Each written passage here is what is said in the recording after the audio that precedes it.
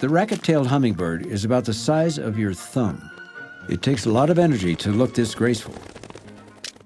That means it's living in a perpetual state of near starvation. In fact, its metabolism is so fast, it needs to fuel up on nectar over 1,000 times a day. It can't stop feeding for a moment. All day is a race against time. The racket-tail isn't the only one hunting for nectar in the forest flowers. Bees are too, and they don't like to share. A single bee sting close to the bird's heart could be fatal.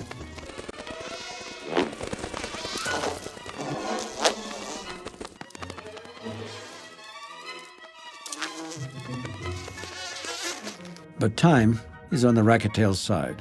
Rain is about to intervene.